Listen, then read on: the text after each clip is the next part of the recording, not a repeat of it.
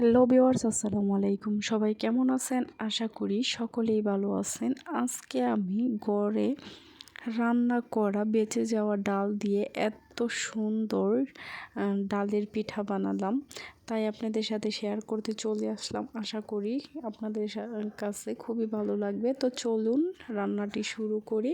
তো দেখেন, আমি ডাল রান্না করেছিলাম, সেখান থেকে এটুকু ডাল আমার বেঁচে গিয়েছিল, সেটা আমি ফেলে না দিয়ে আমি মাত্র কয়েকটি উপকরণ দিয়ে অল্প সময়ের মধ্যে এই ডালের পিঠাটি বানালাম, যেটা খেতে অসাধারণ লাগে।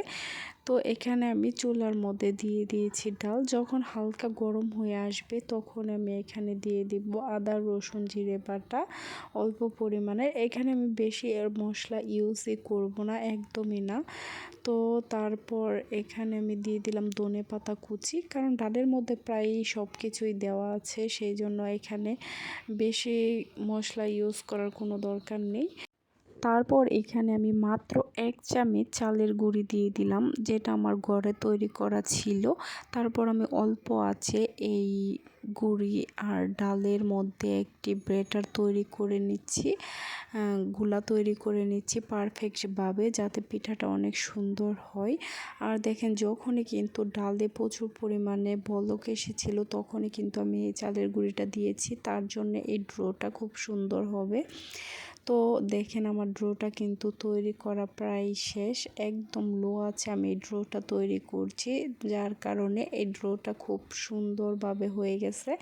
দেখেন, এটা কিন্তু গরম, একদম আগুনের মতো গরম। তো এটা গরম গরম থাকতে থাকতে কিন্তু হাত দিয়ে মেখে এটাকে ভালোভাবে ডোটা তৈরি করে নিতে হবে। সেই জন্য আমি তেল হাতে নিয়ে তারপর এই ডোটা তৈরি করে নিচ্ছি। তো এটা আমি একটি বাটিতে তুলে রাখবো, তুলে রেখে তারপর এটা সুন্দরভাবে হাত দিয়ে ডোটা তৈরি করে নেব। তো দেখেন, তারপর কিন্তু এখানে আমি ডোটা ভালোভাবে তৈরি করে নিয়েছি। আর এখানে পিঠাটার ডিজাইনের জন্য আমি এখানে কলা গাছের, যেটাকে আমরা খুল বলি, সেটা আমি কেটে নিয়ে এসেছিলাম। সেটা দিয়ে আজকে আমি পিঠার ডিজাইনটা করব। সেই জন্য আমি হাতের মধ্যে তেল মেখে তারপর পিঠার সাইজটা করে নিচ্ছি। কিভাবে আমি বানাবো, আপনারা গোল বলেন, লম্বা বলেন, যেভাবে ইচ্ছে সেভাবেই করতে পারবেন। তো দেখেন, এখানে আমি এই একটার উপর পিঠার গোলাটা রেখে আরেকটা দিয়ে চাপ দিয়ে তারপর তুলে নিচ্ছি। দেখেন, একটা সুন্দর ডিজাইন হচ্ছে। আর এটা কিন্তু মুচমুচেও খুবই হবে, কারণ এটা একদম মানে কাটা কাটা হয়ে যাচ্ছে। তো দেখেন, আমি এখানে আবারও খোলের মধ্যে তেল মেখে নিচ্ছি। মেখে নেওয়ার পর আবারও আমি হাত দিয়ে আরেকটা বানিয়ে দেখিয়ে দিচ্ছি কিভাবে আপনারা বানাবেন। তো এভাবে আমি সবগুলো পিঠা আমি বানিয়ে এক সাইডে রেখে তারপর সবগুলো একসাথে আমি ভেজে নেব।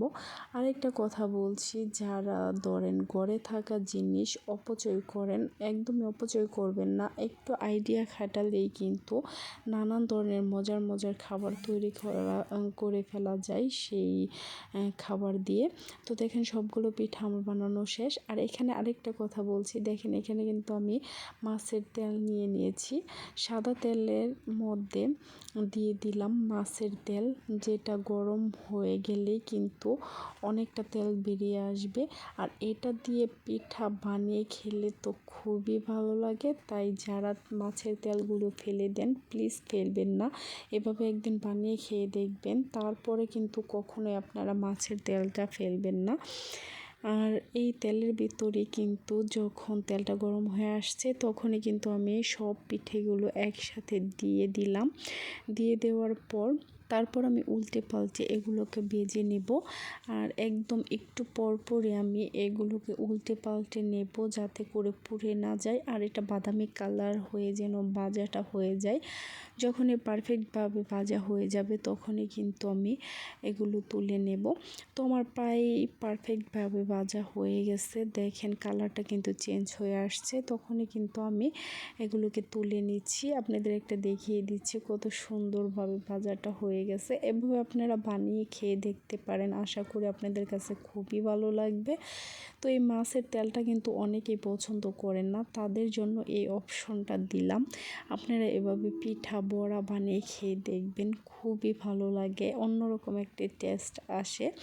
তারপর আমি একবার তুলে নেওয়ার পর আরও যে পিঠাগুলো ছিল সেগুলো আমি বেজে নিচ্ছি। তো এর ফাঁকে বলে নিচ্ছি, যারা আমার চ্যানেলে নতুন আছেন প্লিজ আমার চ্যানেলটি সাবস্ক্রাইব করবেন। সব সময় নতুন নতুন আইডিয়ার ভিডিও নিয়ে যখনই আসি তখনই যাতে আপনাদের সামনে চলে যায়, সেই জন্য প্লিজ আমার চ্যানেলটি সাবস্ক্রাইব করে রাখবেন, একটি লাইক দিয়ে যাবেন এবং আমার রান্না কেমন লাগে অবশ্যই কমেন্ট করে কিন্তু জানাবেন। তো আমি অপেক্ষায় থাকবো। আর আমি বেজে নেওয়া পিঠা থেকে একটা ভেঙে দেখিয়ে দিচ্ছি কতটা মুচমুচে হয়েছে, আপনারা দেখলেই বুঝতে পারছেন। সবগুলো পিঠা আমার বেজে নেওয়া শেষ। তো দেখেন আমি এখানে সার্ভ করে নিয়েছি। আর এই পিঠাগুলো কিন্তু ডালের পিঠা বা ডালের বিস্কিট, একদম খেতে যা লাগে আপনারা বিশ্বাস না করলে একদিন বানিয়ে খেয়ে দেখবেন। তারপর আমি কমেন্টের আশায় থাকবো, অবশ্যই কমেন্ট করে বলবেন যে পিঠাগুলো কেমন লাগলো। তো যারা আমার পুরো ভিডিও দেখলেন তাদেরকে অসংখ্য ধন্যবাদ। পরবর্তী ভিডিও দেখার অনুরোধ রইল। ততক্ষণ পর্যন্ত সবাই ভালো থাকবেন, সুস্থ থাকবেন। খোদা হাফেজ।